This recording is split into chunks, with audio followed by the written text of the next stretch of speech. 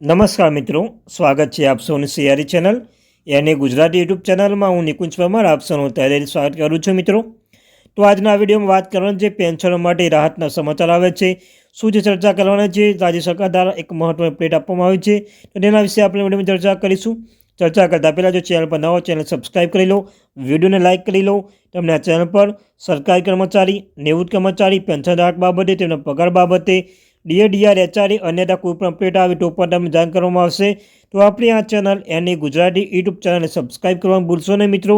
તમે રોજના રોજ તમને આ ચેનલ પર તમને કહ્યું તેમ સરકારી કર્મચારી, નિવૃત્ત કર્મચારી, પેન્શનધારક બાબતે હરેક અપડેટ મળતી રહેશે. તો આપણી આ ચેનલને સબસ્ક્રાઈબ કરવાનું ભૂલશો નહીં. તો ચાલો જાણીએ વિગતવાર માહિતી. તો મિત્રો, નોકરિયાતના ઘણી તકો આપવામાં આવી છે. ઈપીએફઓએ 18 ડિસેમ્બર 2024ના એક પ્રેસ રિલીઝ જારી કરી હતી. એવું કહેવામાં આવ્યું કે ઉચ્ચ પગાર પર પેન્શન 3.1 લાખથી વધુ અરજીઓ પેન્ડિંગ છે. રિટાયરમેન્ટ ફંડ બોર્ડ ઈપીએફઓ અગાઉ એમ્પ્લોયી 15 જાન્યુઆરી 2024 સુધીમાં 4.66 લાખ પેન્ડિંગ કેસની માહિતી અપડેટ કરવામાં કહ્યું હતું. ઈપીએફઓએ કહ્યું કે આટલો સમય હોવા છતાં એવું જોવામાં આવે છે કે સંયુક્ત વિકલ્પની ચકાસણી માટે એમ્પ્લોયર પાસે 3.1 લાખથી વધુ અરજીઓ હજુ પણ પેન્ડિંગ છે. તો પગાર સંબંધિત વિગતો અપલોડ કરવા માટે વધારાનો સમય આપવા માટે અમલને એમ્પ્લોય અને એમ્પ્લોઈઝ એસોસિએશન તરફથી અરજીઓ મળી છે. તેથી હવે એમ્પ્લોય પેન્ડિંગ 1 લાખ અરજીઓમાંથી પગારની વિગતો વગેરે અપલોડ કરવા માટે 31 જાન્યુઆરી 2025 સુધી છેલ્લી તક આપવામાં આવી છે. એવું કહી શકાય કે તેઓ આ પેન્ડિંગ અરજીઓને જલ્દી નિકાલ કરી શકશે અને અપલોડ કરી શકશે. ઘણી અરજીઓ પર સ્પષ્ટતા માંગવામાં આવી છે. ઈપીએફઓએ એમ્પ્લોય 15 જાન્યુઆરી 2025 સુધીમાં તેઓ જવાબ અથવા માહિતી સબમિટ કરવા માટે વિનંતી કરી હતી. ઈપીએફઓએ 4.66 લાખથી વધુ કેસ જેવો તપાસ કરેલી અરજીઓ માટે વધારે સ્પષ્ટતા માંગવામાં આવી છે.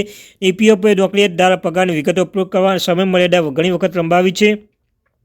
અગાઉ નોકરિયાત અને ઈપીએફ પેન્શન અને ઈપીએફ સભ્યોની પગારની વિગત વગેરે ઓનલાઈન સબમિટ કરવા માટે 30 સપ્ટેમ્બર 2023 સુધી સમય આપવામાં આવ્યો હતો.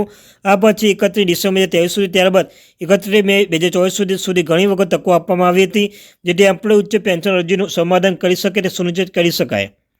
પેન્શન અરજી કેવી રીતે ટ્રેક કરવી? તો મિત્રો, પેન્શન અરજી ટ્રેક કરવા માટે કોઈપણ ઈપીએફ પોર્ટલ મુલાકાત લઈ પેન્શન માટે અરજી ટ્રેક કરી શકાય છે.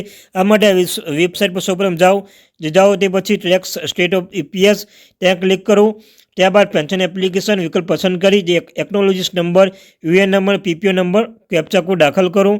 ધ્યાન રાખવા માટે છે કે હાલમાં કાર્યરત કર્મચારી યુએન નંબર આપવામાં આવશે અને પેન્શનધારકોને પીપીઓ નંબર આપવામાં આવશે.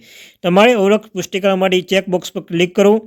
ઓળખ પુષ્ટિ ચેકબોક્સ ક્લિક કર્યા પછી biometric one time pin OTP share કરો અને આધાર સાથે લિંક કરેલા મોબાઈલ નંબર પર વન ટાઈમ પાસવર્ડ મોકલવામાં આવે છે. અને હવે તમારા પેન્શનની સ્થિતિ જાણવા માટે ઓટીપી દાખલ કરવાની રહેશે.